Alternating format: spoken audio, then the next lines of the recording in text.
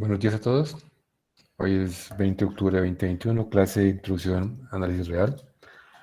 Vamos a comenzar el capítulo 3 de espacios métricos. Por favor, me confirman, ¿están viendo bien pantalla? ¿Me escuchan bien? Sí, señor. Bueno, muy bien. Entonces, la primera parte es la definición, ¿qué es un espacio métrico, no? Entonces, para un espacio métrico, primero definimos qué es una métrica en un conjunto no vacío. Sí, porque si es vacío no tiene sentido, ¿no? Entonces tenemos que es una métrica en un conjunto no vacío. Va a ser una función, tal cual como está aquí, del producto cartesiano de por ENR. Vamos a ver que realmente los valores que toma esa función tiene que ser mayor o igual a cero, ¿no? ¿Listo? La cual satisface estas propiedades fundamentales para hacer métrica, ¿no? Como ya lo dije, la distancia entre un par de puntos, uno puede leerlo de esa manera, ¿no? Coge un par de puntos PQ y lo que va a calcular es la distancia entre P y Q, ¿no? Bueno, entonces la distancia entre P y Q siempre va a ser mayor o igual a cero, no importa quién es P y Q en E, ¿m? Y solamente da cero cuando P es igual a Q. Es decir, cuando P es distinto de Q, es estrictamente mayor que cero, ¿no? Es muy importante entenderlo, ¿no? Y es obvio, ¿no? Porque de la métrica euclidiana uno sabe. La distancia entre x y y siempre es mayor que cero si x es distinto de y. Dos puntos distintos deben tener distancia positiva. Es como lo más natural que debe uno pensar, ¿no? Y de aquí hay una simetría, ¿no? La distancia entre P y Q es la misma distancia entre Q y P. No importa los puntos P y Q en E. Y la cuarta es la famosa desigualdad triangular, ¿no? La distancia entre P y Q es menor o igual que la distancia entre P y R y la distancia entre R y Q, ¿no? Uno tiene un espacio métrico, ¿cierto? Y tiene tres punticos, ¿no? Tiene P, tiene Q y tiene R, ¿no? Entonces, va a haber una manera de definir la distancia entre P y Q. Tiene la distancia entre R y P y tiene la distancia entre R y Q, ¿cierto? Entonces, la distancia entre P y Q siempre es menor o igual que la distancia entre P y R más la distancia entre R y Q. Famosa desigualdad triangular, ¿no? Y se define como espacio métrico un par, el conjunto no vacío y la métrica D. Entonces, como es un par, yo con un conjunto puedo armar varios espacios métricos si le pongo varias métricas, ¿cierto? Porque una cosa es la métrica y otra cosa es el conjunto como tal, ¿no? Entonces, con el mismo conjunto yo puedo armar varios espacios métricos colocando métricas distintas, ¿no? ¿Ok? Y una métrica, pues son esto, lo que acabamos de definir, la definición 17. ¿Listo? Digamos que estas propiedades, de alguna forma, uno ya las recuerda un poco cuando uno mira el valor absoluto, ¿no? El valor absoluto, la diferencia entre los puntos siempre es mayor o igual a cero, y es igual a cero cuando los puntos son iguales, y bueno, etcétera, etcétera, ¿no? Desigualdad triangular. Y esa es la primera que aparece acá, ¿no? Pone E es igual a la recta real, ¿m? Y pone la métrica usual, que es la distancia entre X y Y, es nada menos y nada más que la distancia. Yo aquí tengo la recta real, ¿cierto? Digamos, aquí tengo la recta real. Y usted agarra un par de puntos, un X y un Y. ¿M? Y esto para nosotros va a ser la métrica euclidiana, la distancia. ¿M? Esa distancia entre X y Y es la misma distancia entre Y y X. Es natural porque sí, ¿no? ¿Cuál sería la distancia entre Y y X? Pues sería el valor absoluto de Y menos X, que es lo mismo que el valor absoluto de X menos Y.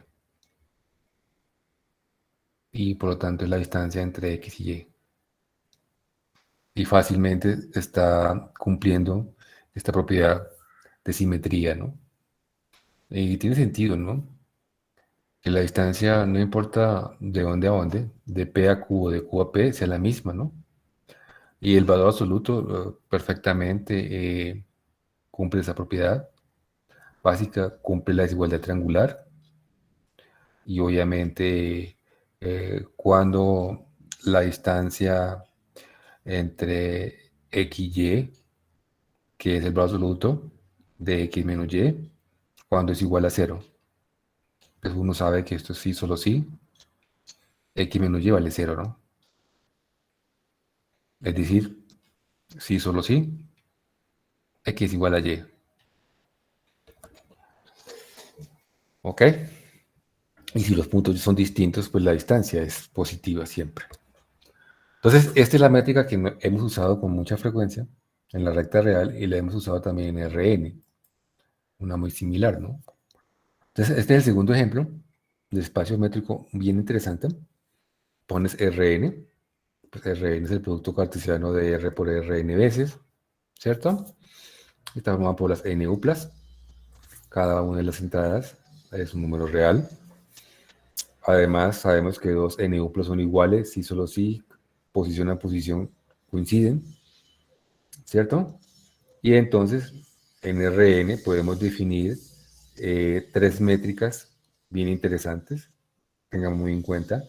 Este es bien, la D2 siempre va a ser la métrica euclidiana, ¿m? ¿Ya? Y la que conocemos, la que hemos trabajado, la raíz cuadrada de la sumatoria k de 1 hasta n, la diferencia de las componentes del vector elevado al cuadrado, ¿cierto?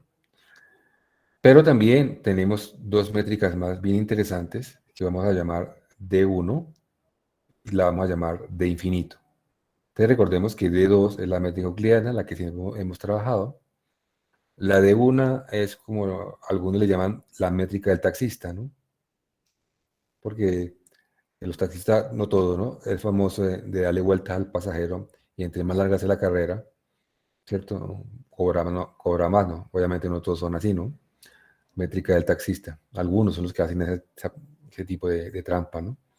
Métrica del taxista. ¿Mm? Y esta es la más pequeña de todas porque tomo las diferencias de las aristas, pues tomo las aristas y tomo la mayor de las aristas. Digamos que si la queremos ver en el plano cartesiano, hagámosla más bonito. ¿Me están escuchando? ¿Están calladitos? ¿Aló? Sí, profe, ahí se escucha. Bueno, me preocupa que están como muy calladitos por ahí. Bueno, entonces aquí tenemos, digamos, XY o X1, X2, no importa. O XY, pongámosle XY porque tenemos un número finito de puntos, ¿no? Tenemos solamente dos coordenadas, ¿no? Manejemos XY, sin problema, ¿no? ¿Listo? Entonces, ustedes tienen dos puntos, ¿no? Digamos que tienen por acá un punto P y un punto Q. ¿Mm? Digamos que P es el par X1, Y1, por decir algo, ¿no? Y el punto Q, que sea, no está muy feo, el punto Q, que sea X2, Y2. ¿Listo? Entonces a propósito, voy a mover un punto, voy a mover uno de estos puntos, lo voy a modificar un poco para ver las métricas a propósito. Este es el punto Q. ¿Listo? Entonces, ¿quién es la métrica D2? La métrica D2 es esta. Esa es la distancia D2. ¿Mm?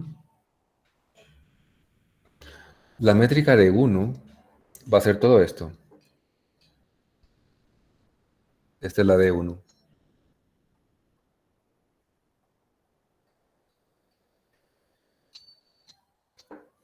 Entonces, esta es la métrica D1. Es la suma de este segmento más este otro segmento. Por eso le llaman la métrica del taxista, ¿no?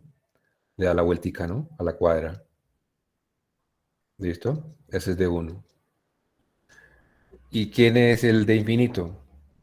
Pues el de infinito tendrá que ser esta, la mayor de las aristas. O sea, esta. Desde acá hasta acá. Este es de infinito. Y claro, lo que uno se da cuenta es que la distancia de infinito, como es la mayor de las aristas, es menor que la distancia euclidiana de 2 y la euclidiana es menor que la distancia de 1. ¿Se entendió? Sí, señor. Sí, profe.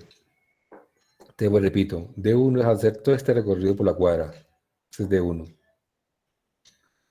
El D2 es la euclidiana, la distancia que nosotros usamos normalmente en topografía, en muchas aplicaciones. Y la D infinita es coger las aristas y tomar la mayor, el máximo de las aristas. ¿Listo?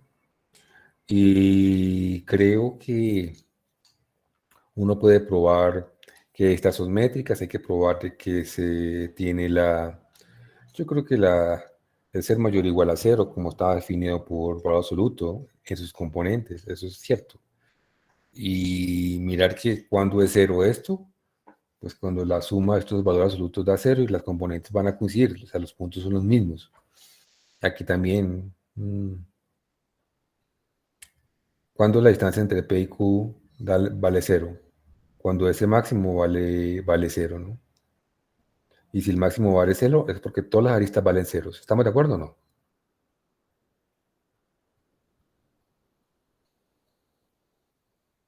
¿Aló? Sí. Sí. Digamos que en la de infinito, cuando la distancia entre P y Q vale cero, cuando el máximo de las aristas vale cero, y si el máximo de la arista vale cero es porque todas las aristas valen ceros. Y si todas valen ceros es porque coinciden los puntos. ¿Listo? Esas propiedades son típicas. Digamos que cuando le dicen probar que realmente es una métrica, lo que uno debe como que mirar con detalle es qué desigualdad. A triangular, ¿cierto que sí? ¿Ya?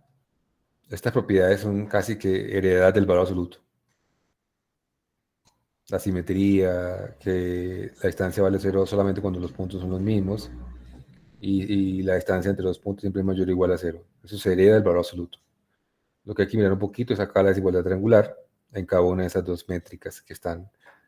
Inclusive, más adelante se va a probar la desigualdad triangular para la métrica euclidiana, que es la más importante que hemos manejado con mucha frecuencia, la métrica euclidiana, que es esta, ¿no? Más adelante vamos a probar la desigualdad triangular. ¿Listo? Muy bien. Entonces, yo diría que la mayoría salen de propiedades de desigualdad triangular, del valor absoluto y posiblemente la desigualdad de Cauchy-Schwarz. ¿Listo? Pero una observación muy importante, y no hay que dejar de paso, y es que no hay que dejarla pasar así tan rápido, y es que la de infinito, como ustedes vieron aquí en el plano, pero eso es válido para cualquier Rn, es la menor que la métrica euclidiana, es decir, el máximo de las aristas es menor que la diagonal, y esa diagonal es menor que darle la vuelta a la cuadra por todas las aristas, ¿cierto? La de 1. Y la de 1 es superada por n veces el mayor de las aristas, que es la de infinito, ¿no? ¿Sí? Recuerda que la de 1 es sumar todas las aristas, ¿no? Mira, aquí está, al frente, ¿no? Y la de infinito es sumar la mayor de las aristas. Obviamente, esas n aristas es superado por n veces la mayor. ¿Estamos de acuerdo o no? ¿Ustedes qué dicen? ¿Se Sí, convencen? profe. Sí, claro, cierto. Es obvio, ¿no? Estas desigualdades son obvias así. Entonces hay una cosa bien importante, ¿no? La de infinito es la más, queda por debajo, sigue la de 2, sigue la de 1, pero la de 1 superado por n veces de infinito, siendo n la dimensión del espacio euclidiano, en este caso de Reine, ¿no? Es bien curioso, ¿no? Cómo quedan encajados, ¿no? Esas métricas, en ese sentido, en ese orden, ¿no? Muy bien. Entonces, este ejemplo, digamos que yo quiero que ustedes lo interpreten bien, porque casi siempre vamos a pensar en Rn como espacio métrico y cualquiera de estas tres métricas básicas fundamentales, ¿no?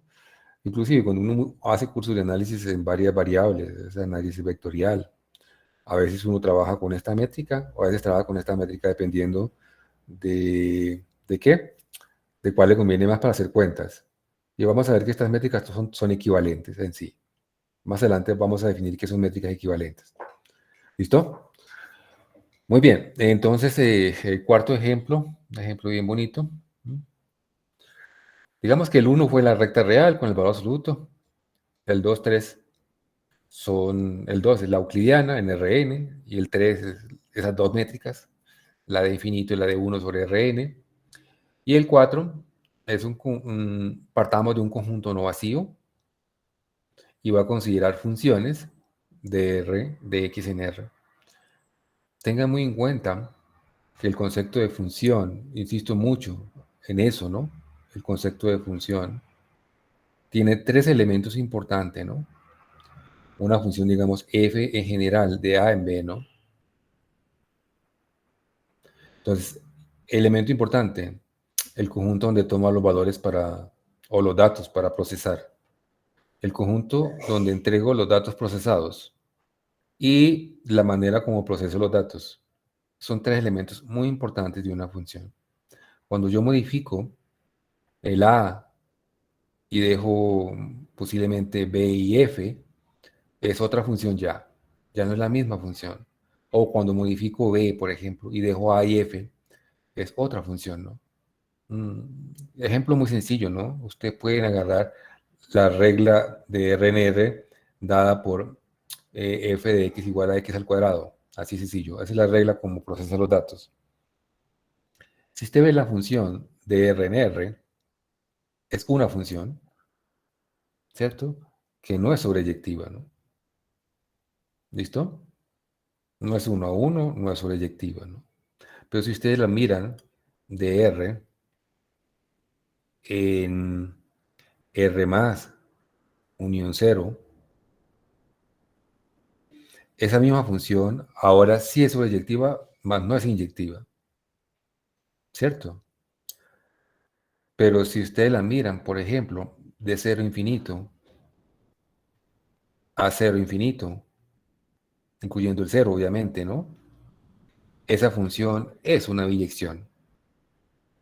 Entonces, aunque tenga la misma regla de procesar datos, que es coger la entrada y elevarlo al cuadrado la salida, si yo modifico el A y el B, conjunto de partida, el conjunto de llegada, las funciones tienen propiedades distintas.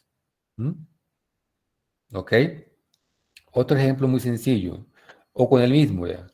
Ustedes agarran el intervalo, por ejemplo, 0,1 en 0,1 y toman la misma función. Esa función así, con la misma asignación, x al cuadrado, tiene máximo y mínimo absoluto. Pero si ustedes cambian el dominio y ponen, por ejemplo, 0,1 abierto y dejan el mismo conjunto de llegada, 0,1 cerrado, con la misma asignación x al cuadrado, esa función ya no tiene ni máximo ni mínimo absoluto. Aunque la regla de procesar los datos es la misma, pero hemos modificado el A y el B. Entonces, por favor, tengamos muy en cuenta que una función tiene tres elementos importantes y cuando yo modifico uno de ellos, obtengo funciones distintas que posiblemente pueda tener propiedades distintas. ¿Está claro? ¿Me entendieron? Sí, señor. ¿Aló? Sí, profe. Bueno, Sí, profe. digamos que eso me lo enseñó un gran maestro, Elon Lage-Lima. ¿Saben quién es Elon o quién fue? Porque ya falleció hace poco. ¿Quién fue Elon Lage-Lima? ¿Alguien me puede decir?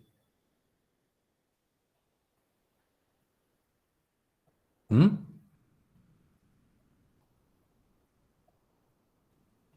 ¿No saben? No, profe, la verdad, No, no. no, profe, ni idea. Elon, Elon Lage-Lima fue un profesor del IMPA. Fue brasilero, bueno, sí, fue brasilero que ya falleció. Tiene muchísimos libros de análisis, eh, topología algebraica inclusive. Tiene análisis en RN, análisis en la recta real. Y fue una persona que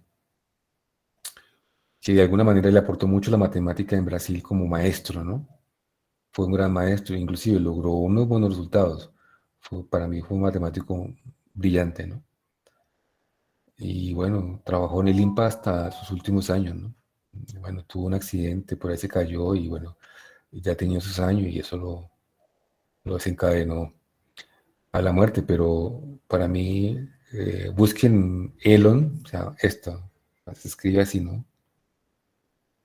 Elon Lager.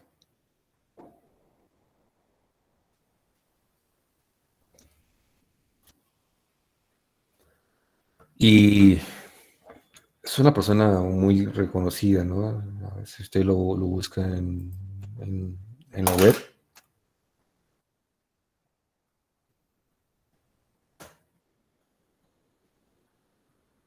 Ahí están las fotos de Elon. Yo le decía el Elon cariñosamente. ¿Lo están viendo?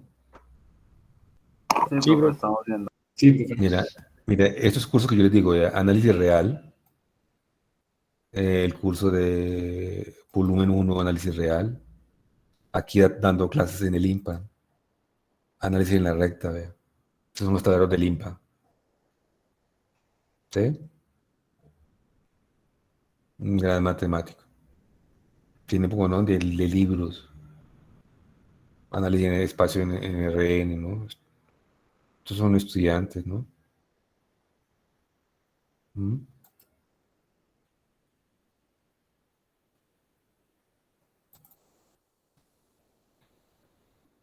Y él dejó grabado un curso de análisis, tan solo que está en portugués. Está en portugués, ¿no? Não sei se vai dar tempo para dar o jogo todo. A gente tem, normalmente, nos cursos normais, que vai de marketing, tem um mesmo número de aulas no passado, o número de horas de aula que não dá. Acontece que a regra de treino não dá. Então, aumenta o número de aulas por semana, fica aqui na mesma plataforma, a mesma vontade não tem nada para fazer. Você sente às 24 horas, você está maluco. Não é? Então, Camaro, como vamos fazer, todo mundo sabe, é sobre questão de uma varada do ponto de vista da online. Tudo zero, um pouco, zero não, diferencia do ponto de vista do tal, porque dá mais atenção, mais ênfase à parte da organização lógica da matéria. Agora, calcular parece alguns exemplos de cálculo.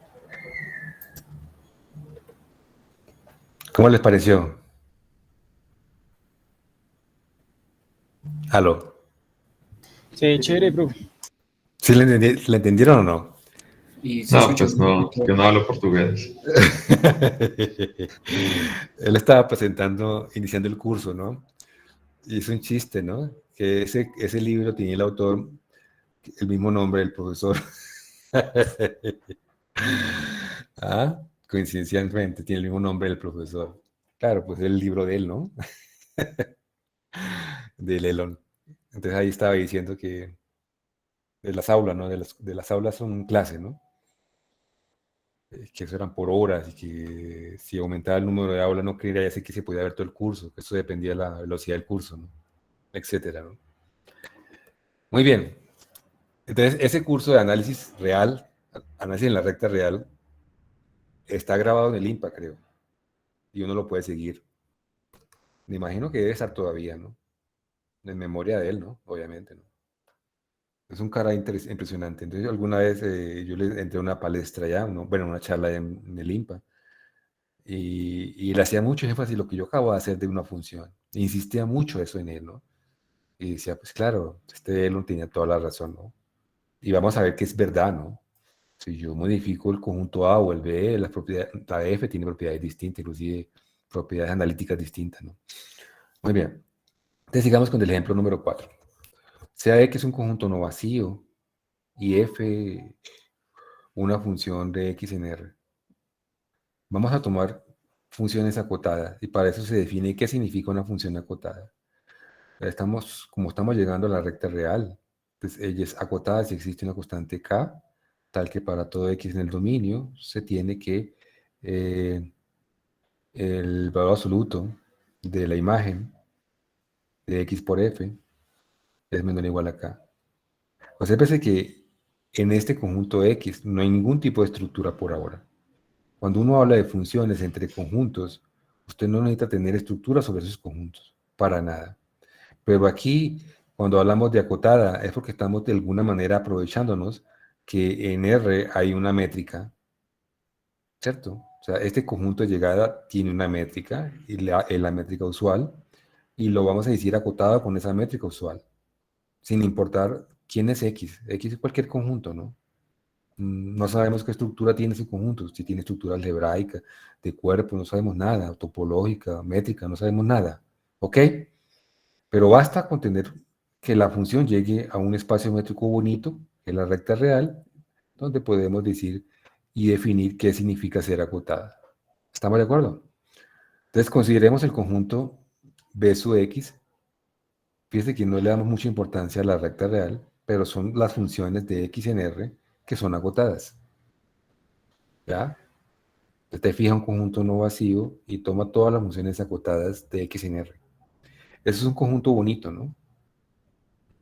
Un conjunto bonito.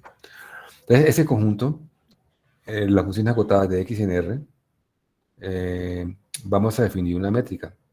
¿Y cuál es la métrica? Cojo un par de funciones que van de X en R, que son acotadas, llamadas f y g, y voy a hablar de la distancia entre f y g.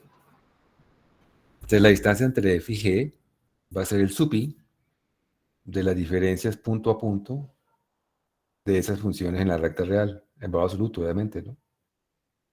Ya. Como ellas son acotadas, este supi está garantizado. ¿Listo? Profe, una pregunta. ¿Ese Dime, conjunto B tiene un nombre especial?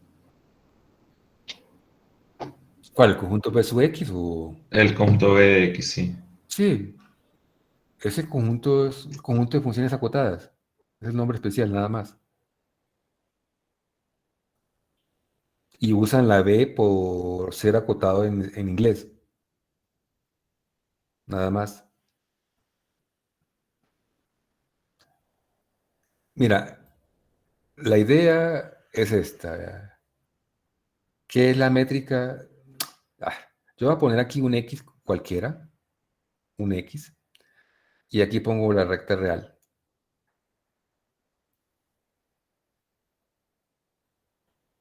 ¿Sí? Y entonces aquí tengo la gráfica de las funciones en esa franja vertical. Entonces yo puedo graficar las funciones. Entonces yo tengo, digamos, la gráfica de G, de F, que está la F. Ya. Y tengo otra función.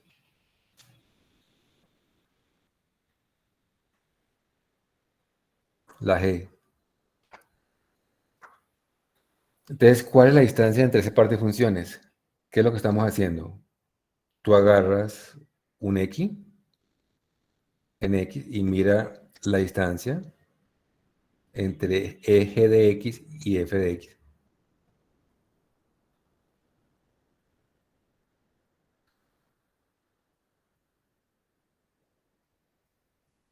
Esto es g de X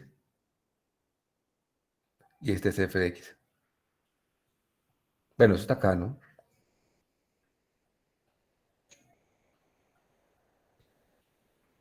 Entonces, esta es la distancia, esta es la diferencia en valor absoluto en el punto X. Entonces, ¿cuál es la distancia? La mayor de todas. En este caso, es la mayor, o el supi. Por lo tanto, la distancia es esta. Esta es la distancia de f y g. ¿Se entendió? Sí, señor. O sea, por cada x, yo voy en la recta real, miro los puntos y tomo la distancia en valor absoluto. Con el valor absoluto, ¿no? Y entonces tomo la mayor, el supi. ¿Mm? En general es un supi, no es un máximo, ¿no? Cuando aquí el espacio X tiene alguna propiedad adicional, realmente ese supi se vuelve un máximo. ¿Ya? Por ejemplo, que que X sea un intervalo de la recta, intervalo cerrado acotado. Entonces, eso se vuelve un máximo, ¿no? ¿Listo? Si el X es un intervalo cerrado acotado de la recta real, por ejemplo. Aunque más adelante ya vamos a definir que es un conjunto cerrado realmente, ¿no? Entonces, esto es un espacio métrico. Entonces, por ejemplo, como la distancia está dado usando el valor absoluto, y el valor absoluto siempre es mayor o igual a cero, ya la distancia es mayor o igual a cero, automáticamente. La pregunta es, eh, si la distancia vale cero, ¿por qué las funciones deben ser iguales?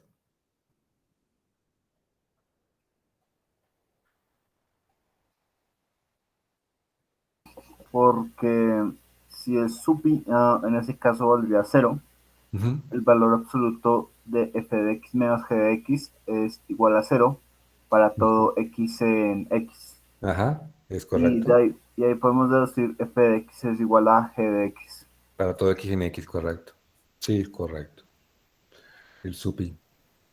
Y obviamente, por la manera como se define, hay la simetría, ¿no? No hay ningún problema, ¿no? Lo que hay que siempre más o menos chequear para espacios métricos, cuando se involucran valores absolutos en la definición de la métrica, lo que hay que chequear es la desigualdad triangular, ¿no? Y un buen ejercicio preguntarse, y eso es propiedades del SUPI realmente, ¿no? Y la desigualdad triangular, bueno, del SUPI y valor absoluto, obviamente, ¿no? La desigualdad triangular, ¿no? Entonces es una métrica bien bonita, ¿no? Bien, bien chévere, ¿no? Ya. Y la vamos a usar con mucha frecuencia más adelante. Alguna la conocen como métrica uniforme, ¿no? Porque eso me ayuda a caracterizar la convergencia uniforme de funciones también. No sé si alguien que me preguntó decía que si tiene algún nombre específico. También es conocido como la métrica uniforme porque sirve para caracterizar la convergencia uniforme de sucesiones de funciones. Muy bien. Un tercer ejemplo bien bonito es usted agarrar un conjunto no vacío, cualquiera, no importa. Entonces, a cualquier conjunto no vacío, tú le puedes colocar una métrica y una de ellas es esta conocida como métrica discreta, ¿cierto? ¿Y qué está diciendo la métrica discreta? Es una cosa rara, ¿no? Inclusive esta métrica se la puede colocar hasta Rn porque es para cualquier conjunto no vacío, ¿no? Y le va a decir que la distancia entre dos puntos vale 1 si es distinto y vale 0 si son iguales los puntos.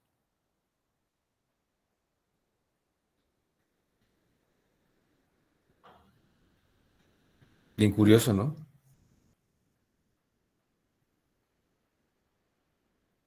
Ya obviamente la distancia entre x y y siempre es mayor o igual a 0 y solamente vale 0 si son iguales, ¿no? Ya por definición, ¿no? Ya. Y por definición se tiene la simetría. Y la desigualdad triangular, pues es trivial, ¿no? Yo tengo esto con x, y z arbitrarios en x, ¿no? Si x es igual a z, pues ya tendría, porque esto vale 0 y 0 es menos igual que números mayores o iguales a 0, ¿no? Si son distintos, ¿m? Tiene dos opciones. Si y es igual a x, si y es pues, a x, si y es igual a x, y como x distinto de z, pues y es distinto de z, entonces quedaría 1 igual a 1, ¿no? Y si y es distinto de x, pues ya se tiene también la desigualdad, no importando qué pasa acá, ¿no? Ya. Cuando todos son distintos, pues va a tener que uno es menor o igual a 2 o no, entre sí. Si todos son distintos entre sí, ¿no? Si llegan a coincidir dos, pues se tiene posiblemente la igualdad, ¿no? Claro que puede ser que estos dos son iguales, pero estos sean distintos, ¿no? Ok. Pero eso se cumple fácilmente en la igualdad triangular. Solamente considerar los casos pertinentes y eso se cumple. Es una métrica que poco la una, en la práctica es poco usada, ¿no? ¿Para qué se usa? Para dar contraejemplos, ¿no? Pero yo no creo que dentro del mercado usemos la métrica discreta para medir un lote, ¿no? Usamos la métrica euclidiana, ¿no? Ni a palo, ¿cierto? Vamos a usar la métrica discreta para vender un lote. Muy bien.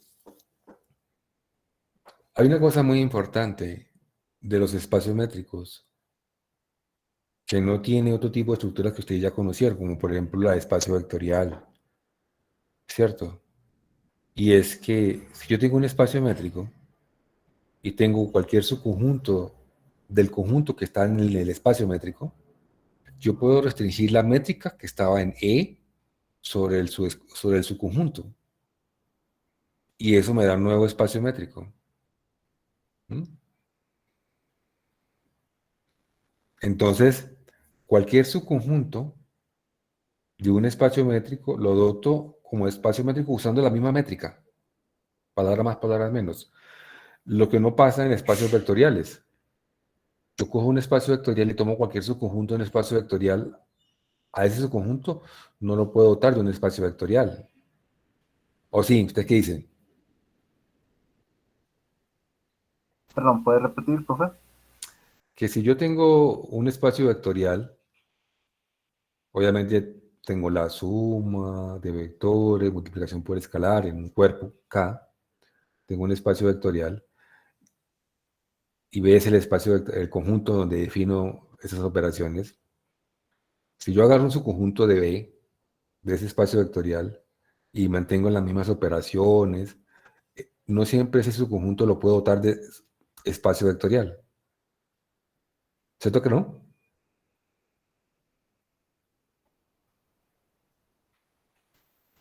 Pero por el ejemplo 5 no acabamos de ver que cualquier conjunto no vacío siempre se le puede adaptar de que sea una métrica, pues en este caso, aunque sea la métrica discreta. Sí, sí, sí, sí, eso es verdad. Lo que estoy diciendo es que cuando yo tengo un espacio métrico, cualquier subconjunto del espacio métrico lo puedo ver como un nuevo espacio métrico, sin problema, no tengo dificultad. Es decir, que la estructura de espacio métrico es buena en ese sentido.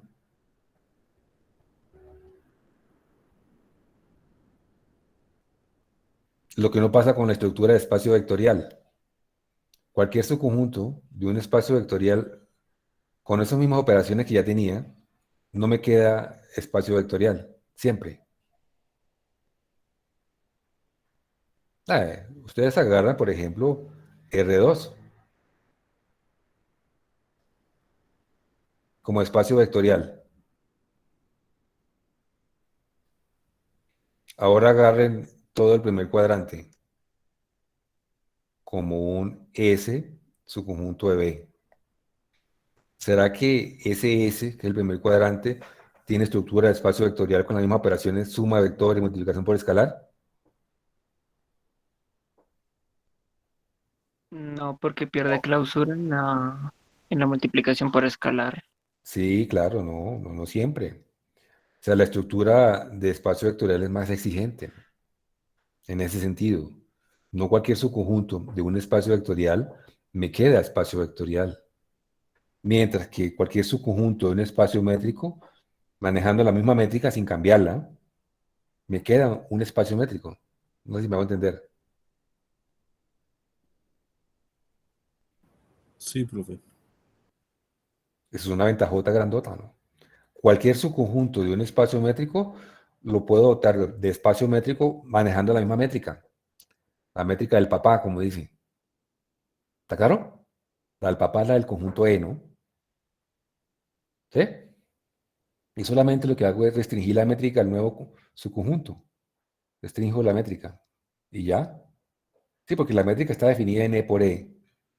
Entonces ahora la miro en E1 por E1 nomás. Una restricción. Y eso me queda una nueva métrica. Sin problema, ¿no? Porque es que los axiomas de métrica son muy sencillos.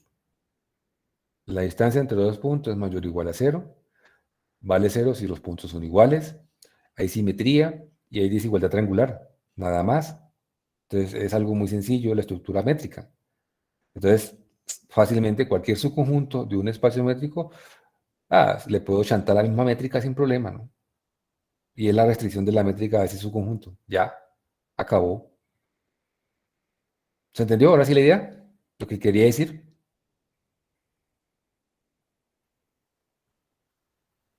Aló. Sí, profe. Bueno, muy bien. Eso es muy importante, ¿no?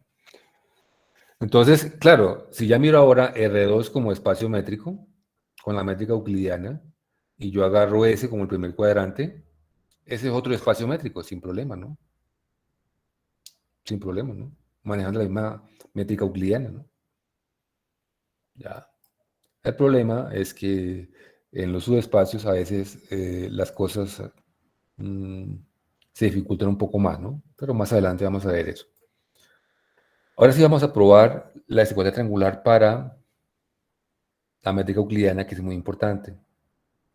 ¿Mm? O sea, lo que queremos, de alguna manera, es probar la desigualdad triangular usando la desigualdad de Cauchy-Schwarz para la métrica euclidiana, la de 2.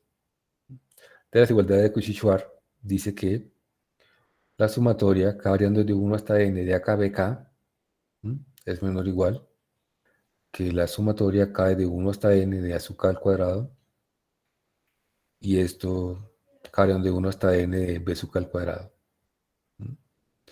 Más o menos, si ustedes piensan y leen, si A es este vector, A1 hasta AN, y B es lo mismo, B1 hasta Bn. Entonces, esta desigualdad lo que le está diciendo es que el producto punto elevado al cuadrado es menor o igual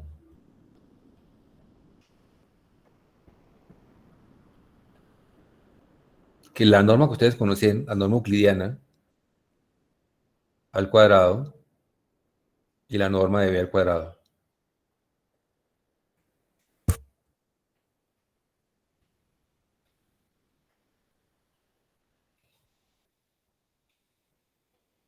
Asuka y Besukan son números reales, ¿cuáles que era? Sí. Sí, entonces, estoy pensando que este vector A está formado por A1 hasta N. ¿Listo? Este vector B, B1 hasta Bn. Son vectores de Rn, ¿no? Aquí tengo el producto punto, el producto escalar, que es esta sumatoria. ¿Estamos de acuerdo o no? ¿Sí? Sí, sí, profe.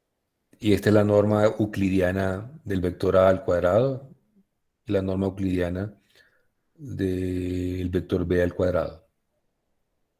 Es lo que estamos probando realmente, ¿no? ¿Mm?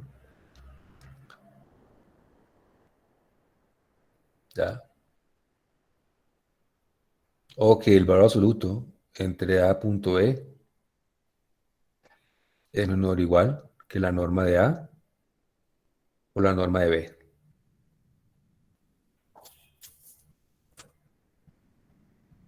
Entonces, si ustedes buscan desigualdad de Cauchy-Schwarz, posiblemente la encuentren así, ¿no? A nivel de vectores. La prueba es relativamente muy sencilla y con la desigualdad de Cauchy-Schwarz, mostrar la desigualdad triangular para la métrica euclidiana es sencillo, ¿no? Entonces, agarro un X arbitrario, un número real,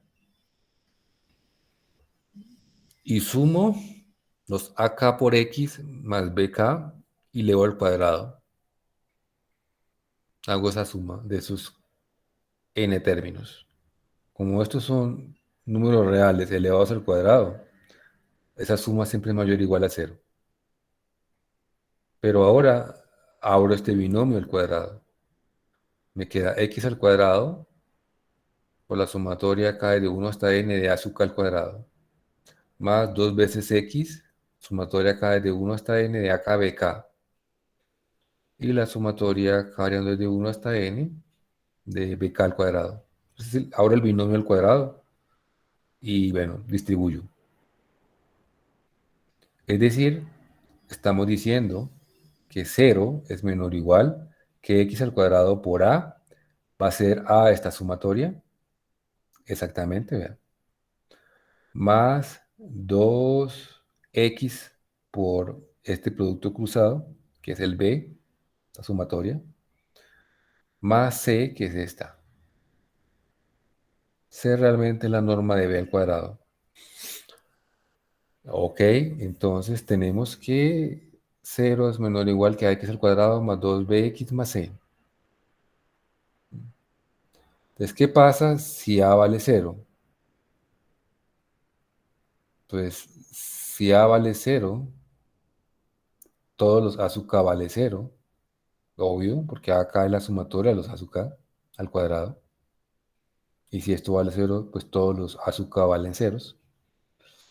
Y si todos los a sub k valen 0, pues esta desigualdad se tiene trivialmente porque esto daría 0 y estos productos darían ceros y 0 es igual a 0. Es trivial. O sea, no hay nada que hacer ahí, ¿no? Todo está hecho. El caso interesante es si A es distinto de 0. Entonces, si A es distinto de 0, va a tomar x como menos b sobre a, porque A es distinto de 0. En particular, esta desigualdad es válida para cualquier x real, pero yo aquí voy a tomar un x en particular, que es menos b sobre a.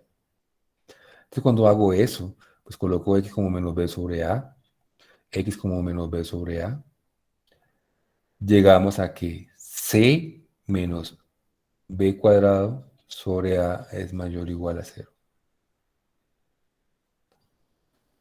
Realmente, los casos a considerar, y eso hay que hacerlo un poquito más específico, es considerar si a vale 0 y si a es mayor que 0.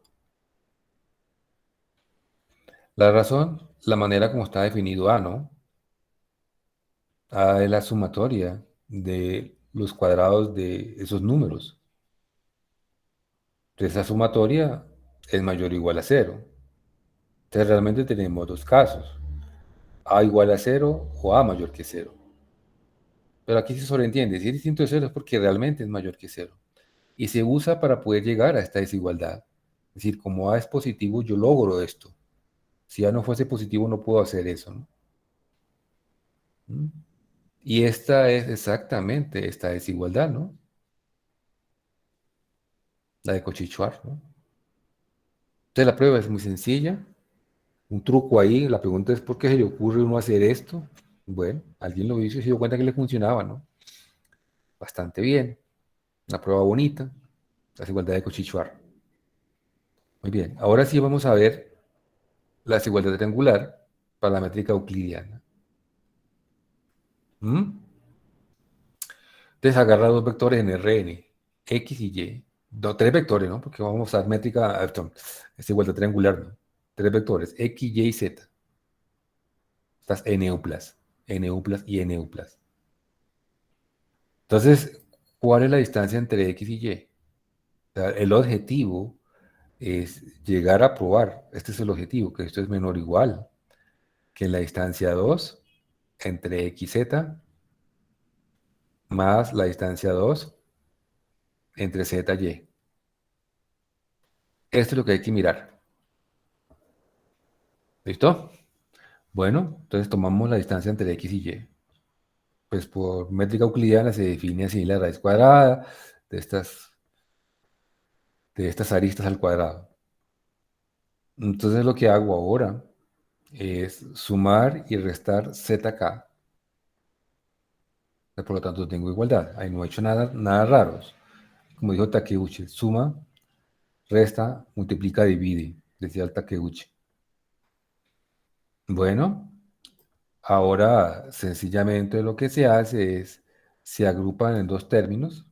¿Sí? Se agrupan estos dos, xk, zk y zk con yk, y eleva al cuadrado ese binomio. Binomio elevado al cuadrado.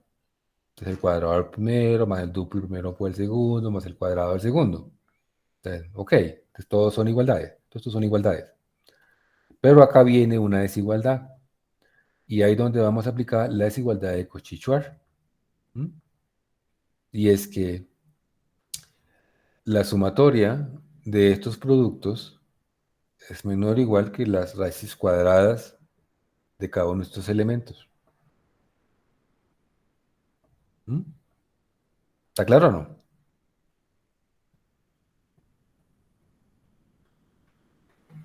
Sí, profe. Sí, digamos que este es el ¿qué? En la desigualdad, la K, ¿no? ¿Y este es quién? El BK, ¿no? De Cauchy-Schwarz, ¿no? Entonces, este es el AK. Y este es el BK. Entonces, volvemos Cauchy-Schwarz. Vea. ¿Mm? Y entonces la estamos usando de esta manera, ¿no? ¿Listo? Muy bien. Entonces aquí usamos desigualdad de Cauchy-Schwarz y ya esto queda un binomio, trinomio cuadrado perfecto. El cuadrado del primero más el duplo del primero por el segundo más el cuadrado del segundo.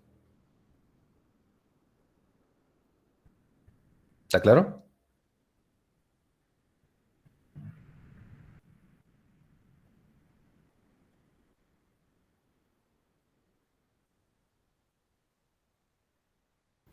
Sí, señor. Ah, bueno. Sí. Sí, porque realmente lo que ustedes tienen es eh, la raíz cuadrada de la sumatoria k variando desde 1 a n de la k al cuadrado más la sumatoria, la raíz cuadrada de la sumatoria k variando desde 1 hasta n bk al cuadrado y eso está elevado al cuadrado. Todo lo que está dentro del radical. Si usted eleva esto al cuadrado, obtiene este primer sumando más el duplo del primero por el segundo más el cuadrado del segundo.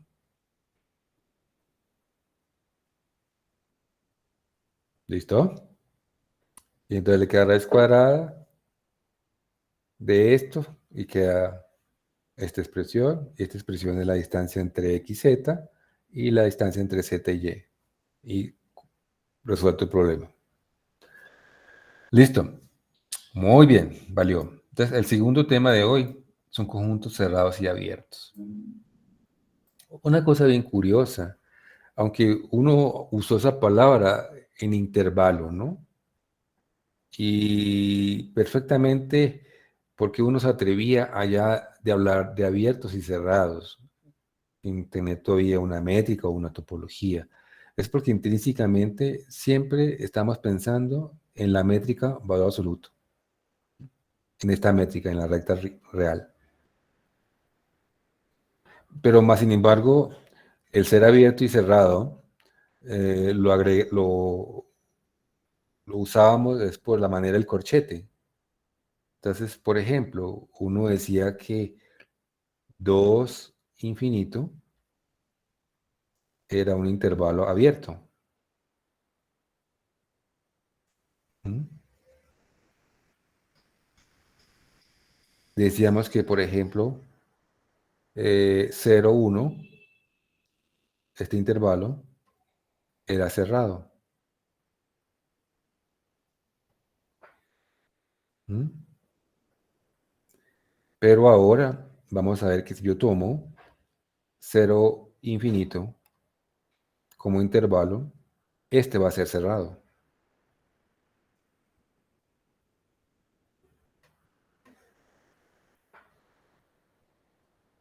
Para nosotros, con esta métrica intrínseca que no nos han dicho que estamos usando esta métrica, era bien claro que esto era un abierto, que esto era un cerrado, pero que este sea un cerrado. Interesante, ¿no? Entonces, por eso vamos a formalizar qué es un conjunto cerrado y qué es un conjunto abierto, usando una métrica. ¿Listo? ¿Cómo les pareció? ¿Qué dicen? ¿Que ese último sí es cerrado o no? ¿Ustedes qué dicen? Pregunto, ¿sí creen que este es un intervalo cerrado?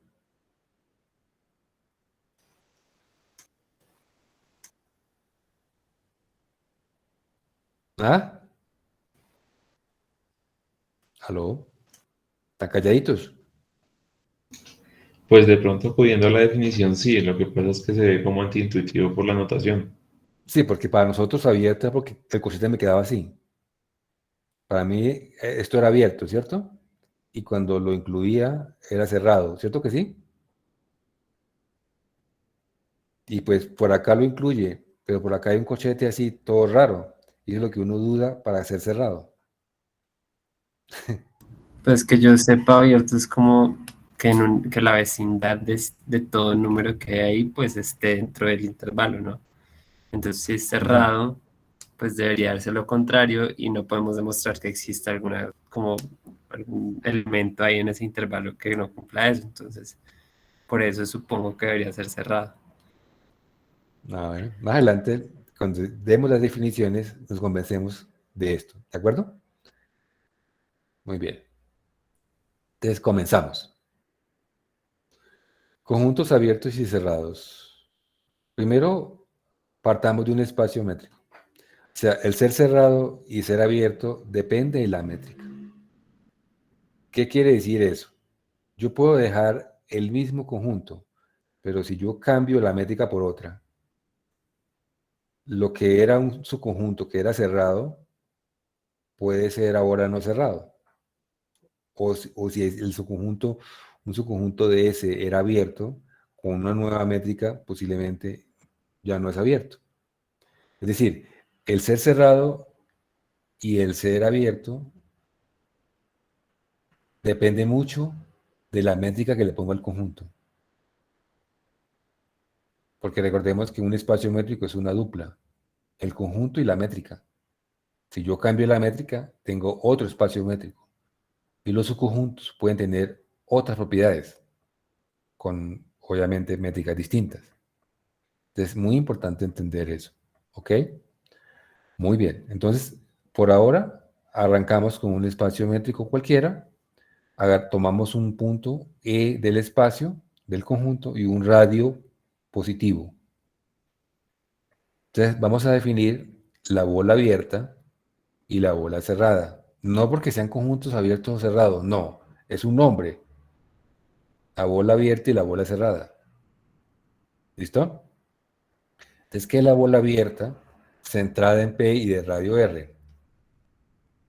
Pues sencillamente son los puntos del espacio donde la distancia con esa métrica es menor que R. Y la bola cerrada es lo mismo, pero distancia menor o igual a R. Entonces se define la bola abierta y la bola cerrada. El centro va a estar en P y el radio es R de esas bolas. Ya. Muy bien, pues eso es lo que dice respectivamente, En adelante vamos a escribir las bolas sin colocar el espacio métrico, sabiéndose dónde están esas bolas. Cuando lo necesitemos, colocamos el espacio métrico. O sea, el conjunto E, que realmente depende del conjunto E y depende de la métrica. Esas bolas, abiertas y cerradas. Muy bien. Y entonces aquí tenemos el dibujito de las bolas de radio 1 abiertas en R2 con las tres métricas que acabamos de ver. En la primera es con la métrica de 1, la del taxista, ¿recuerdan? La que le da la vuelta a la cuadra. Entonces, son XY, e insisto, no todo taxista es así, ¿no? Hay gente muy honesta que trabaja en ese gremio, ¿no? Ahora nosotros, como todos, somos seres humanos y todos tenemos errores, ¿no? En todo gremio, en la policía, hasta docentes, estudiantes. Nos comportamos a veces mal, ¿no? O sea, el hecho de ser humano es primordial ya para cometer errores. No importa el título que tenga. Si es docente, si es estudiante, si es policía, si es abogado, si es ingeniero, no importa. Lo importante es que es ser humano. Ya puede cometer errores. Algunos de manera intencional y otras con la picardía por delante. Listo. Entonces, la bola centrada en 0 de radio 1, este 0 que está aquí, esa es la dupla 0, 0, ¿no? Este. Es la dupla 0, 0. Es la bola centrada en el origen de radio 1, la bola abierta. Con la métrica de 1 me da este rombo. Con la métrica de 2 me da lo que ustedes conocen, el disco. Esto vale 1, ¿no? Esto vale 1. Y esto vale 1. Y con el máximo, la bola me da esto. Hay una cosa bien curiosa, ¿no? Hagamos una ampliación un poquito de los dibujitos. Y si ustedes se dan cuenta, la bola de radio 1, con esta métrica, con el máximo de las aristas, va a contener el disco. O sea, contiene la bola de la métrica euclidiana. Y a su vez, la métrica euclidiana contiene el rombito este.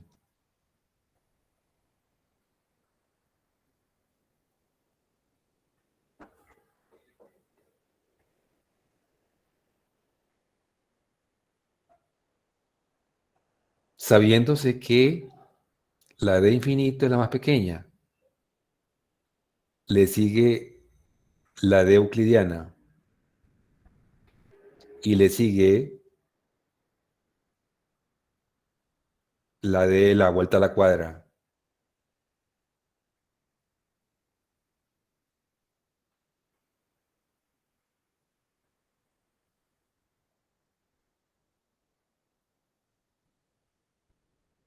Entonces, la bola de radio 1, centrada en el origen, con la métrica de infinito, es la más grande. Ella contiene la bola euclidiana, que es el disco, y la bola euclidiana contiene el rombito, que es la bolita con la métrica de 1.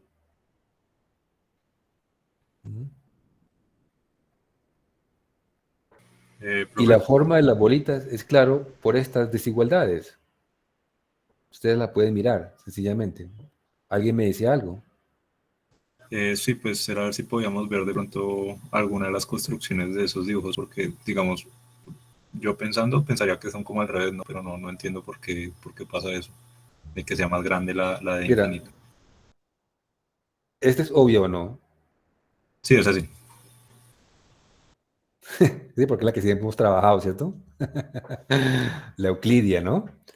Pues la relación es esta, x al cuadrado más y cuadrado menor que 1. Pues es esta. Esta que está dada es por esta relación. La primera. Valor absoluto de x más valor absoluto de y es menor que 1.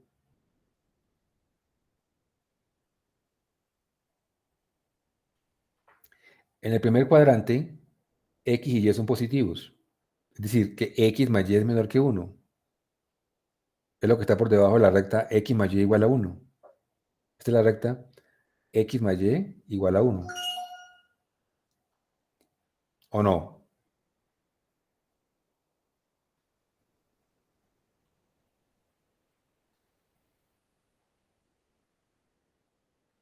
Sí, señor. Ah, bueno. Ahora miremos en el segundo cuadrante. En el segundo cuadrante, la x es negativa y la y es positiva. Entonces, lo que ustedes tienen es menos x más y igual a 1.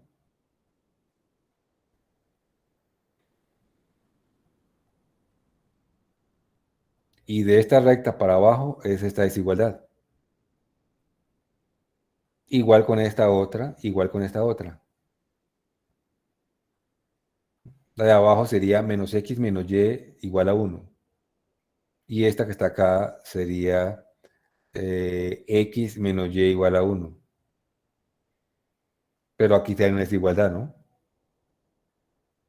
O sea, todo lo que está por debajo de esta recta, todo lo que está aquí para abajo de esta recta, por encima de esta recta y a la izquierda de esta recta, pues quedaría este cuadrado ahí, ese rombito. ¿Listo? Igual acontece estos puntos, mira, estos puntos que están aquí, que llevo la cruz, la arista en X vale 1, en Y vale menor que 1, un poquito va creciendo la arista en Y, y cuando llega aquí a la esquina, las dos aristas valen 1, como es el máximo, ¿o no? ¿Me entendieron o no? Sí, profe, sí. ¿Sí? Entonces, me muevo por esta recta vertical. La arista en X vale siempre 1, porque es con respecto al origen, ¿no?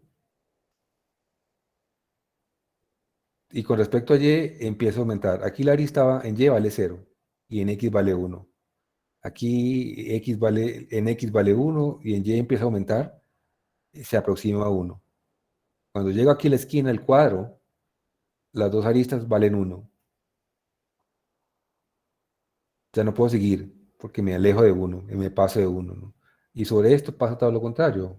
La arista en Y siempre vale 1 y la X empieza a disminuir. Y aquí se hace 0. Aquí sigue siendo la Y en 1 y empieza a aumentar X hasta cuando llegan 1 y 1. Y así sucesivamente. ¿Ya? Aunque las métricas están así en este orden, los conjuntos quedan contenidos en sentido contrario. ¿Mm? Ya. Muy bien. Bacano. Entonces, fíjese que a uno le cuesta un poquito la forma de las bolas, dependiendo de la métrica. Uno siempre está acostumbrado a la métrica euclidiana. Y cuando nos ponen otras métricas, nos cuesta entender las bolitas, los discos, las bolas que llaman. Entonces, ahora sí, lo que hablaban alguien por ahí, sea ED un espacio métrico y ese es su conjunto de E. Se dice que A en S es un punto interior de S en el espacio métrico si existe un radio tal que la bola en el espacio centrado en A con ese radio queda metida en S. El interior de S se define como, bueno, se nota así, interior de S, entre corchete S, y son todos los elementos del conjunto que sean puntos interiores al conjunto. Por eso el interior de S siempre está contenido en S. ¿Mm? Entonces aquí es muy bueno interpretar ya en la recta real usando la métrica euclidiana. ¿Cierto? Mira, esta es la recta real. Y vamos a poner, digamos, S como de 0 en adelante. O sea, 0 no lo contiene y de ahí en adelante. Lo más bonito con una recta.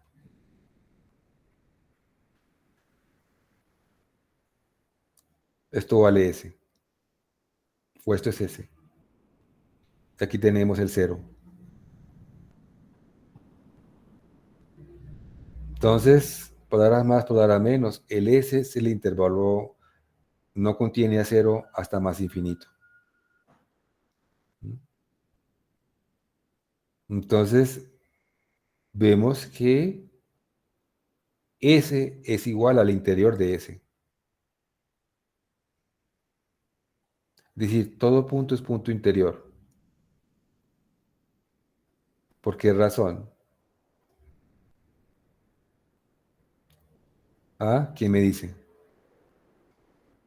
¿Por qué? ¿Por qué todo punto es punto interior?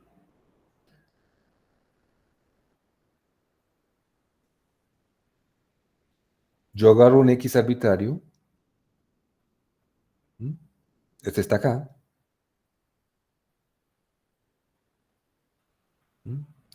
Y puedo escoger un intervalo centrado en X con un radio epsilon que queda metido en S.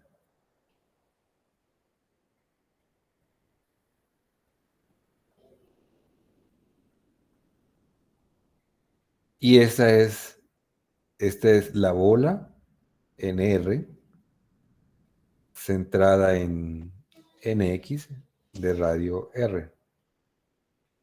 Las bolas en X, perdón, las bolas en R centrada en X de radio R son los intervalos abiertos que ustedes conocen. ¿Mm? Eso vale indicarlo en la métrica euclidiana, ¿no? Cuando ustedes agarran la bola abierta en R centrada en un punto X arbitrario con un radio R, esto es nada menos y nada más que este intervalo que ustedes conocen, X menos R, coma, X más R.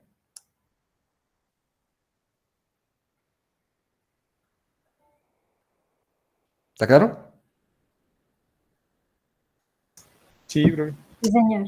Sí, es eso. O sea, las bolitas en el intervalo, en la recta real son los intervalitos que ustedes conocen de la forma X menos R, X más R. La pregunta es, ¿qué radio más grande yo puedo colocar para S?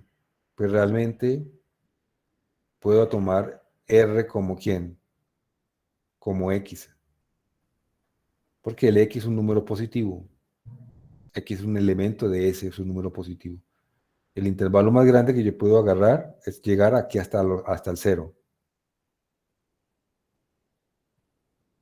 El problema es que cuando este X se aproxima al 0, este radio se hace más chiquitito. Pero no importa, siempre puedo encontrar un intervalo en la recta real centrada en X con un radio R que queda metido en S. Por lo tanto, es un punto interior. ¿Ok? ¿Y qué pasaría si modificáramos un poquito el S y somos atrevidos y le agregamos el 0? Le metemos el 0. Mi nuevo S. ¿Todo punto es punto interior o no? No, 0 no es un punto interior. Ya 0 no es punto interior. ¿Por qué razón? Pues por lo que acabo de explicar. Si usted se para en 0 y agarra la bola en R, centrada en 0 con un radio R, pues va a tomar números positivos y números negativos. Y esos números negativos no están metidos en S. O sea, la bola no estaría contenida. En este caso, la bola en R, centrada en 0, de radio R, no queda contenida en S para todo R mayor que 0. O sea, no hay un R donde esa bola queda metida en S. Porque esas bolas o esos intervalitos, como ya acabo de explicar, centrado en 0, tienen números negativos. Y S no tiene números negativos. S sería los números reales no negativos, es decir, positivos y el 0. Entonces, el problema es este, ¿no? Entonces, ahí vamos a tener claramente que el interior de S en el ejemplo 2 es exactamente 0 infinito y este está contenido en S. Porque S involucra el 0 en este ejemplo, ¿no? ¿Listo? Lo que siempre va a ser cierto es que el interior de S está metido en S. Cuando el interior de S es igual a S, se le llama conjunto abierto. ¿Ok? Miramos. Ahí está la definición. Un subconjunto S de E es abierto si todo punto de S es punto interior. Es decir, S es igual a su interior. Como ya sabemos que el interior de S siempre está metido en S, lo que le estamos pidiendo ahora es que S esté metido en el interior de S. Luego tenemos la igualdad. O sea, todo punto de S es punto interior. ¿Ok? Entonces, ese es un conjunto abierto, donde todo punto de S es punto interior. ¿Mm? ¿Listo? Bacano. Un primer ejemplo, porque yo les dije que la bola abierta era de nombre. El hecho de que fuese abierto no era que era un conjunto abierto, no. Bola abierta era un nombre. Pero en cualquier espacio métrico, uno puede probar que la bola abierta, que ese es el nombre, es realmente un conjunto abierto. Bonito, ¿no? La bola abierta es realmente un conjunto abierto. Dice, en efecto, agarra una bola abierta en el espacio métrico con un radio y con un punto P del conjunto. ¿Mm? Y vas a probar que es una bola abierta. Se lo hago con un dibujito en el plano y la métrica euclidiana. Mira, ustedes agarran el punto P y cogen un radio, la métrica euclidiana, y usted va a encontrar que todo punto es punto interior. Esta es la bola abierta. No contiene la corona. El borde no lo contiene. Esta es la bola en E, centrada en P, de radio R. Y va a ver que todo punto es punto interior. Entonces, usted agarra un punto cualquiera por acá. O sea Q, arbitrario, no importa, en esa bola. Usted tiene que, con este punto Q, armar una bola metida dentro de esta otra bola. ¿Cuál sería el radio que le conviene para meter la bolita? ¿Quién me dice? Pensemos en la métrica euclidiana. ¿Cuál es la bola más grande que yo pueda meter centrada en Q con un radio que quede metida dentro de esta bolita? ¿Cuál sería? R-1. Yo veo geométricamente que la bola más grande que yo puedo meter es esta. ¿Cierto que sí? Sí, ¿Y esta bola qué radio tiene? Sería Digamos R'. R menos la distancia de P a Q. Exactamente. El R', este R' que está acá, es R menos la distancia entre P y ¿qué? P y Q. Exactamente. Y eso es lo que está acá ya. Entonces, geométricamente uno se convence cómo debe ser realmente esa bolita.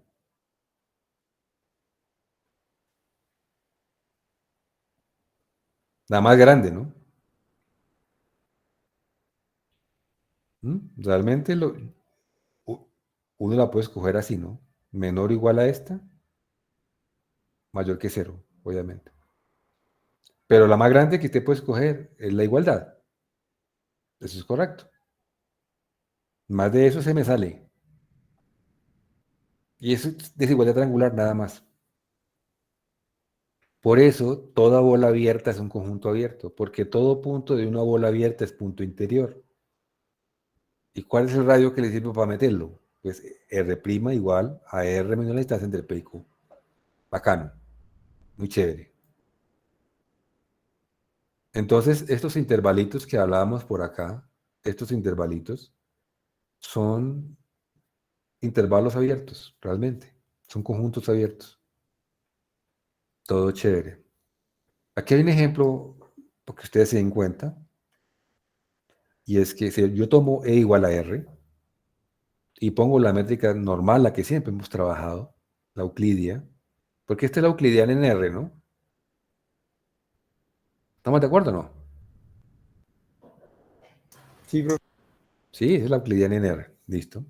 Entonces tomo E igual a R, tomo la métrica euclidiana y tomo el conjunto que contiene el 0, un intervalo que contiene el 0 y no contiene un tercio. Dice que no es abierto en R. O sea, estamos colocando que ese es el intervalo cerrado en 0, abierto en un tercio. O sea, no contiene un tercio. No es abierto. ¿Cuál es el problema de ese conjunto? El punto cero no es un punto interno. Exactamente. 0 no es punto interior. 0 no es punto interior de S.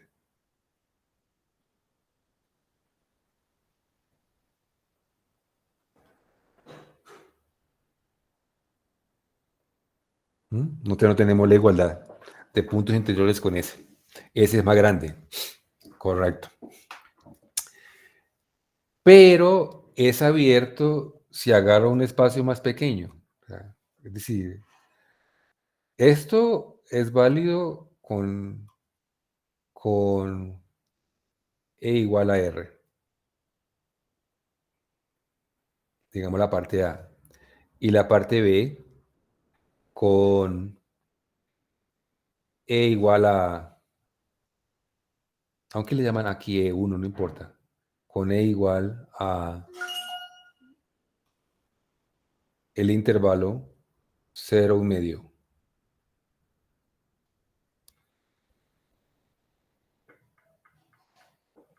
Este no es abierto.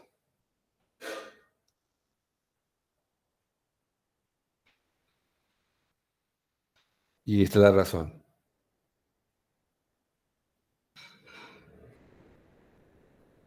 Y con esto, entonces, S, siguiendo el mismo, que es 0, 1/3, sí es abierto.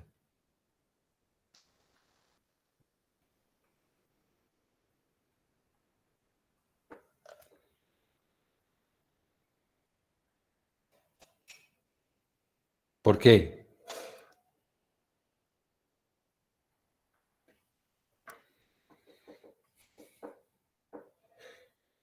Dejo la misma métrica, ¿no? La métrica es el valor absoluto, ¿ok?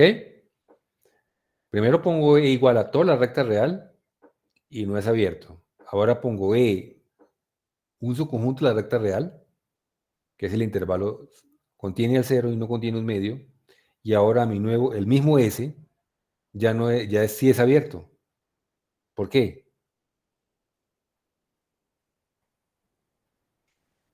Porque la bola abierta, tomando el conjunto 1, precisamente con centro 0 y radio 1/3, es precisamente el conjunto cerrado 0, 1/3 abierto. Porque digamos que, por así decir, uno puede ver esto gráficamente. Nos estamos restringiendo simplemente al intervalo cerrado 0,1 medio abierto. Entonces los puntos que antes no podíamos como que, los puntos que antes estaban antes de 0 o a la izquierda de 0, que hacían que 0 no fuera un punto interno, ahora por así decirlo los quitamos. Eso es correcto, mira. Todo está en esta observación que está en este recuadro rojo. Si yo tengo un espacio métrico y tengo un subconjunto y lo doto con la misma métrica, las bolas en el subconjunto son las bolas en el papá, en el espacio E, intersección E1. Digamos, para mantener la misma notación, marquemos acá E1. E1. Mira, aquí tienes R, que es E. Tienes el 0. Entonces, las bolitas son estos intervalos.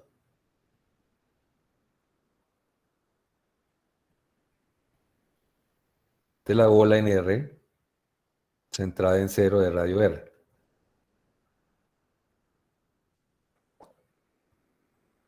¿Listo? Ahora agarre E1, que es de aquí en adelante, hasta por acá, ¿cuál era? 1/3, ¿no?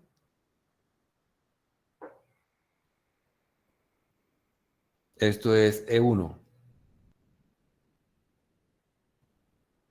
E1 era hasta un medio. Gracias, mi amable. Va hasta un medio. Valió. Entonces vamos a asumir un radio menor que un tercio. CAR menor que un tercio. Entonces, aquí veo la bola con ese radio centrada en cero en la recta real. Ahora, ¿cómo es esa bola? E1 centrada en cero de radio R. Entonces me dice, esas bolas son las bolas en el espacio grande, intersección E1. Entonces, agarren esta bola en el espacio grande, intersectenlos con E1.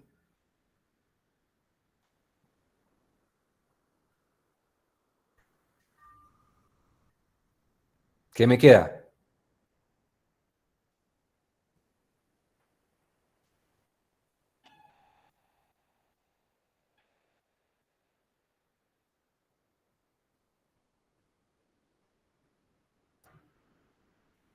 ¿Qué dicen? Cuando yo agarro esta bola, intersecto con E1, ¿qué me queda la bola? Me queda así. Me deja el cero hasta acá. Y esta es esa bola.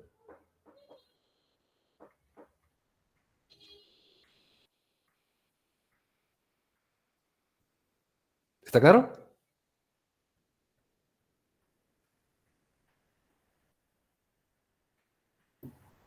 Sí, señor. Porque son los puntos de 1 cuya distancia al punto 0 son menores que R. ¿Cuáles son los puntos de E1 cuya distancia al 0 es menor que R? Pues todos estos. El 0 está porque 0 al 0 la distancia es 0, es menor que ese R, ¿cierto? Menor que el radio R, ¿no? Menor que el radio R, perdón. Y todos estos puntos son puntos de E1 cuya distancia al 0 es menor que R. Que es lo mismo coger la bola en el espacio E que contiene a E1, porque E1 es un subespacio de E, y la intersecto con E1.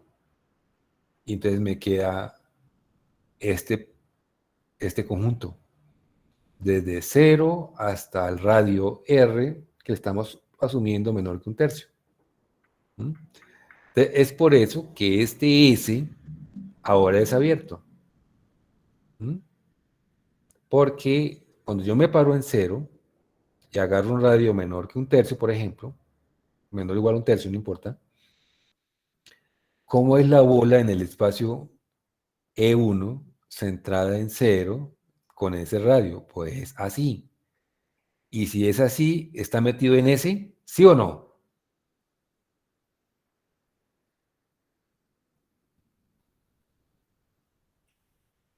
Por eso ahora 0 es punto interior de ese.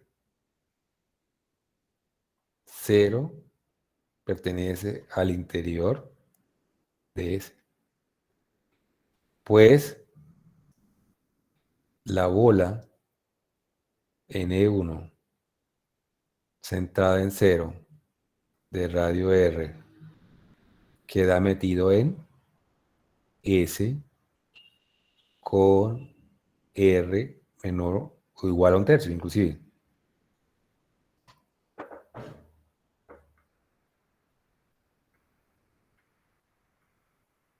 ¿Aló? ¿Me escuchan? Sí, profe. ¿Quedó claro? Sí, señor. Muy bien. Entonces, la forma de la bola depende del espacio. En Rn, con métrica euclidiana, esas bolas son bonitas. En R, pues son los intervalitos que ya expliqué. En R2, esos discos bonitos que hemos trabajado. Rn3, pues la bolita como tal, que nosotros conocemos, no incluyendo el cascarón, ¿no? Y así sucesivamente. Pero cuando ya miro los subespacios y miro las bolas del subespacio, en el subespacio las bolas las puedo ver como, de manera fácil, la bola arriba en el espacio, intersección subespacio. ¿Mm?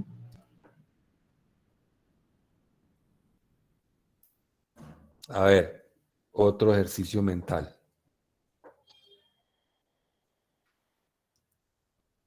Pongo E igual a R. Métrica usual. Métrica euclidia, ¿no? No vamos a complicar. La métrica euclidia.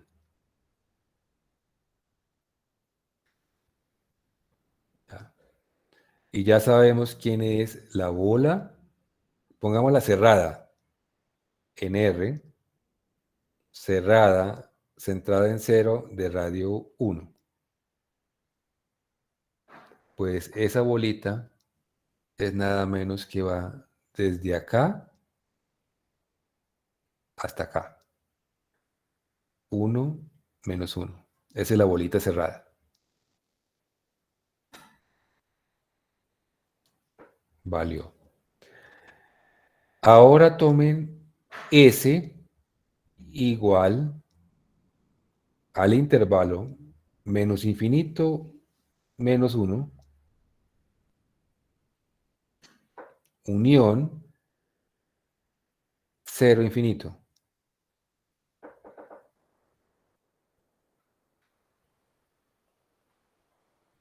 Entonces, ahora ¿el qué? El S es todo esto.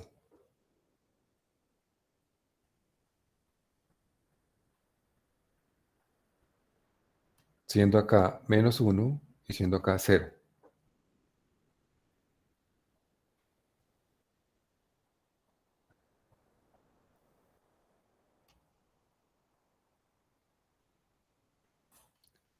¿Cómo es la bola en S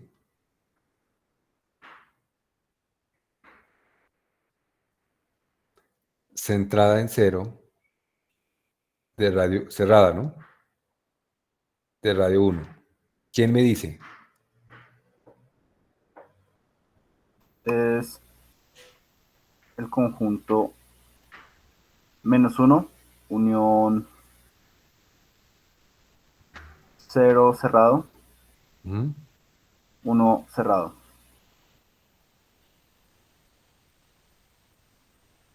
Muy bien. Perfecto. Pregunto, ¿cuál es la bola abierta centrada en 0 de radio 1? En S.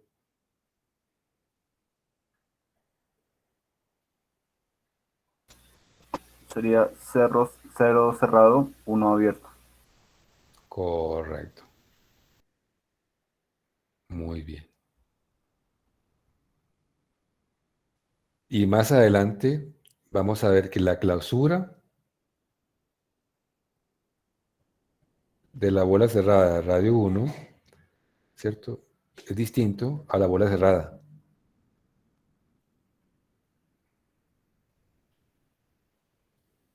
La clausura. Si yo clausuro o cierro la bola cerrada, la bola abierta, no me da la bola cerrada.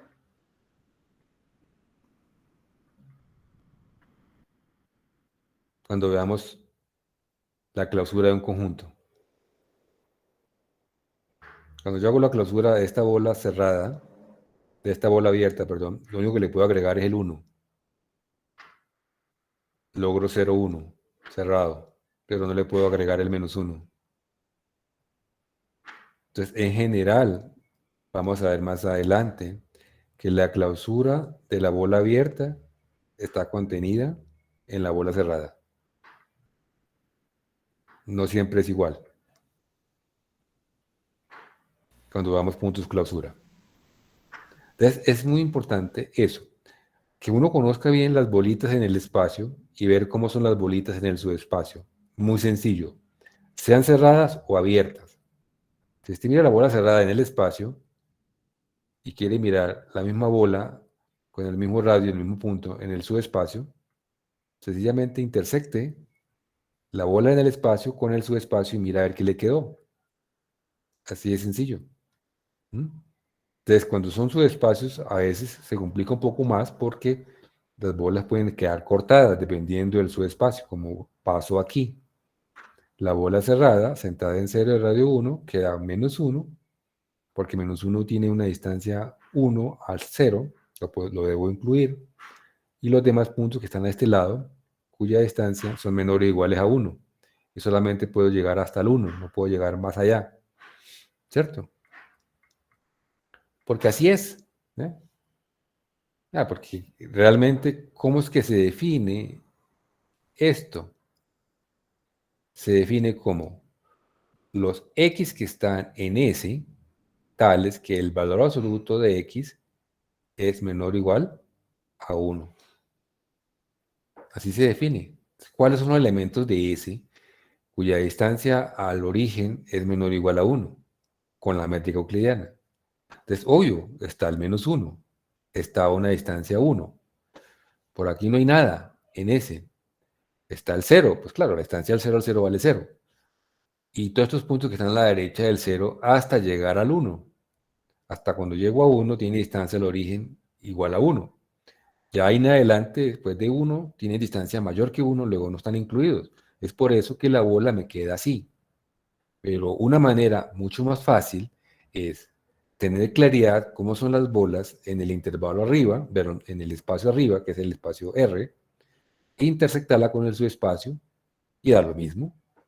Es muy importante eso, que lo hayan entendido. Fundamental.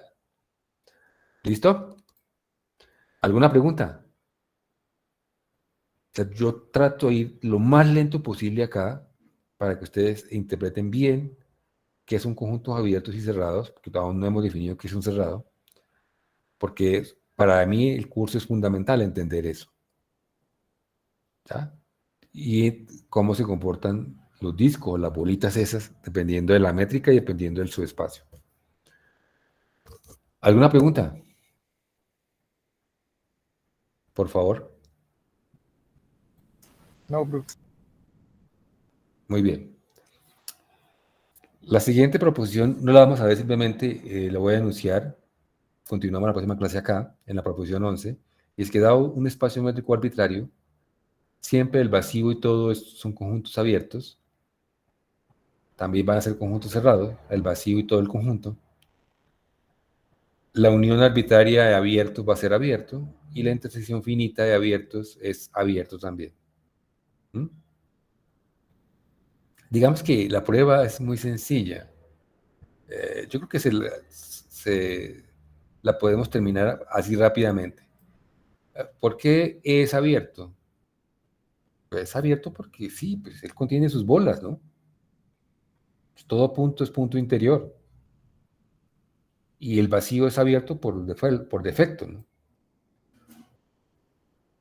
Cuando yo agarro una familia de abiertos arbitrarios, hago la unión y voy a ver que es un conjunto abierto. Si yo agarro un punto en la unión, es porque ese punto está en alguno de sus elementos. Pero como todos estos elementos son abiertos, hay un radio donde la bola centrada en X con ese radio queda metida en A, y porque ahí es abierto. Pero ahí está contenido en la unión de todos los A sub I. Entonces ya tiene la bola centrada en X de radio R metido en la unión. Entonces es un punto interior de la unión. Trivial, muy sencillo. Ahora agarra una familia finita. Este IN es 1, 2 hasta N. ¿Listo? 1, 2 hasta N, el IN. Entonces agarra una familia finita de conjuntos abiertos y toma la intersección. Ahora va a ver que todo punto de la intersección es punto interior. Entonces agarre un punto de la intersección. Si está en la intersección, es porque está en cada uno de los A sub I. Para cada uno de los A sub I hay un radio, porque cada uno de los A sub I es abierto. Entonces hay un radio cuya bola centrada en X con ese radio queda metido en el abierto A sub I. Entonces existen varios radios, R1 hasta Rn, para cada A sub I hay un radio donde va a tener esta contenencia. Ahora, ¿cuál radio es el que me sirve? ¿Quién me dice? ¿El mínimo? El mínimo, correcto, el menor de ellos. Tomamos R como el mínimo de esos radios y ya Entonces, todas las bolitas quedan metidas en cada de los A sub I y por lo tanto quedan metidas en la intersección y por lo tanto es punto interior. La intersección arbitraria de abiertos no es abierto. ¿Ustedes qué creen si ustedes agarran estos intervalos para terminar de la forma menos 1 sobre n, 1 sobre n? Todos son intervalos abiertos. Haga la intersección. Digamos, I sub n. ¿Cuánto me da esa intersección? ¿Quién me dice? Le da 0. Pues el conjunto con el elemento 0. ¿Y este es abierto? Pues depende No, en la recta real, qué ¿no? espacio métrico lo estamos No, en la mirando. recta real, ¿no? Ah, entonces no es abierto. En R, ¿no? Con la métrica usual, ¿no? No es abierto. Y cada uno de estos sí es abierto. Cada los I sub n son abiertos. La intersección arbitraria, inclusive enumerable en este caso, una intersección enumerable de abiertos no es abierto. Debe ser una intersección finita de abiertos si es abierto. Pero inclusive enumerable no lo es. Interesante. Muchas gracias por la atención. Creo que está bien por acá.